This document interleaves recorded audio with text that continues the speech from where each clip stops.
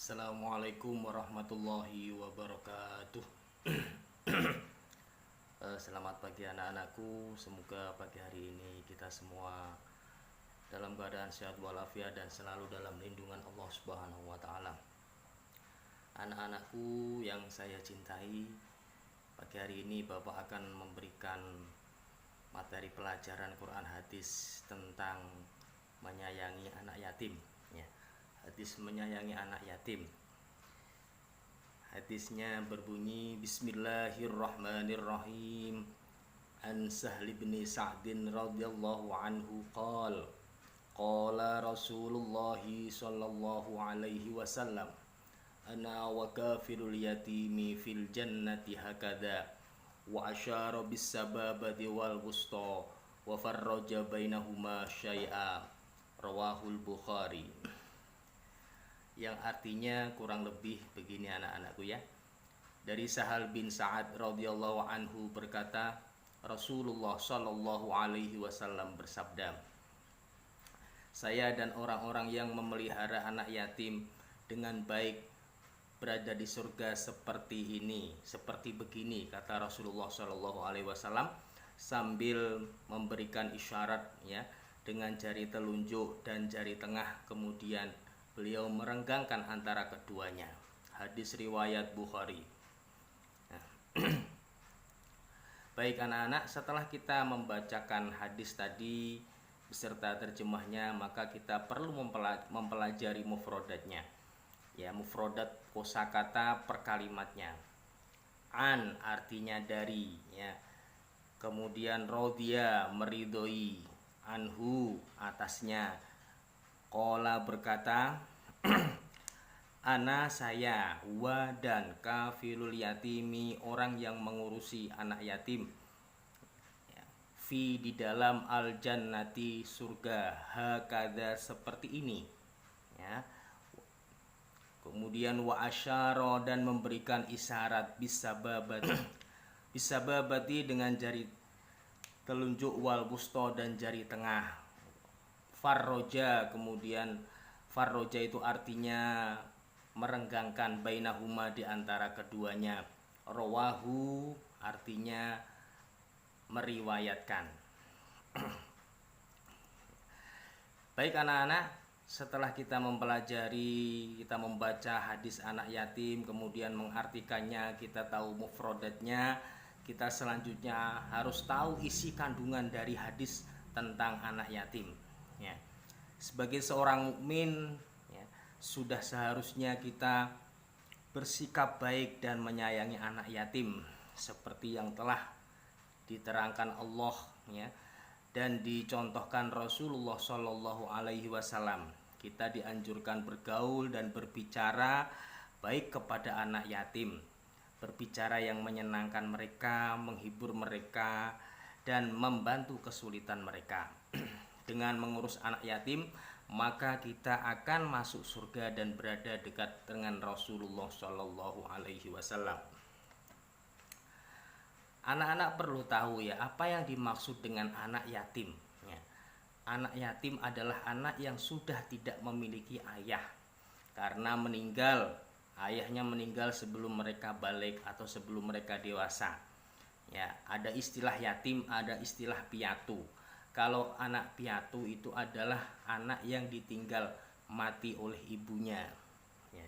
Jadi kalau ada anak kok ditinggal mati oleh ayah ibunya, namanya anak yatim piatu. Keberadaan anak yatim sangat membutuhkan bantuan karena sudah tidak memiliki penyokong untuk menghidupi keluarganya. Terlebih lagi kehilangan seorang ayah sangat berdampak bagi tumbuh kembang sang anak. Yang dewasa tanpa seorang imam, bisa membayangkan ya, kalau kita tidak punya ayah, ya, bagaimana rasanya. Kemudian oleh karena itu menyantuni dan memelihara anak yatim menjadi sebuah amalan yang mulia dan memiliki banyak keutamaan. Memelihara atau mengasuh anak yatim hukumnya fardu kifayah, ya. Fardu kifayah itu apa anak-anak ya? Fardu kifayah itu adalah suatu kewajiban Apabila ada yang sudah melaksanakannya, maka kewajiban tersebut gugur atas orang Islam atau Muslim yang lainnya. Pada dasarnya seorang anak harus ada yang menghidupi dan membimbing, di mana hal tersebut bisa diberikan oleh seorang ayah. Namun karena ketiadaan seorang ayah, maka harus ada yang menggantikan peran tersebut. Itulah mengapa memelihara anak yatim hukumnya adalah fardu kifayah. Adapun mengurusi anak yatim, cara mengurusi anak yatim itu bagaimana? Yang pertama, memeliharanya dan menyayanginya, layaknya memelihara dan menyayangi anaknya sendiri.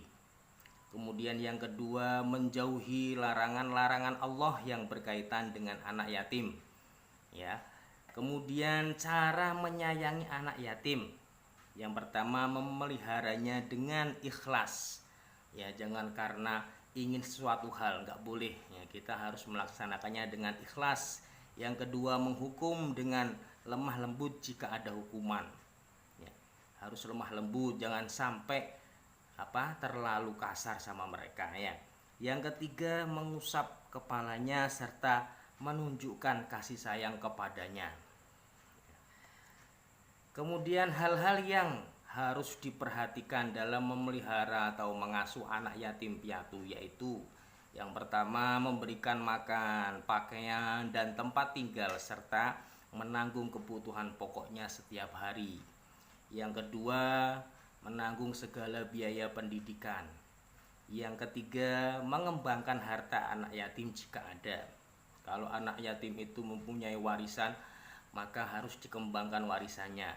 Jangan sampai warisan itu kemudian dipakai untuk kepentingan pribadi.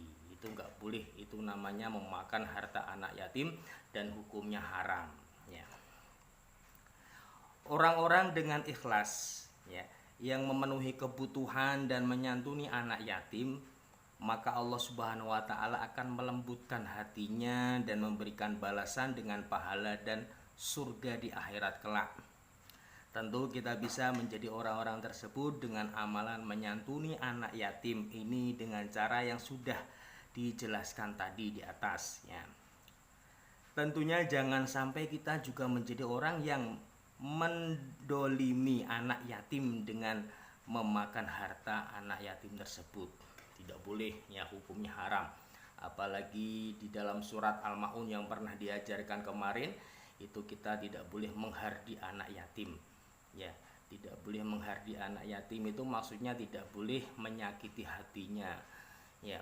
Tidak boleh menyakiti hatinya, kita harus berbuat lemah lembut. Kalau misalkan memberikan hukuman ya jangan terlalu keras ya.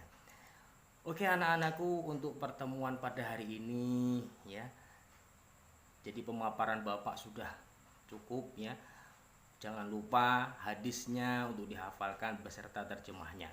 Kita akhiri pertemuan pada hari ini dengan membaca hamdalah bersama-sama. Alhamdulillahirabbil alamin. Billahi taufiq wal hidayah. Wassalamualaikum warahmatullahi wabarakatuh.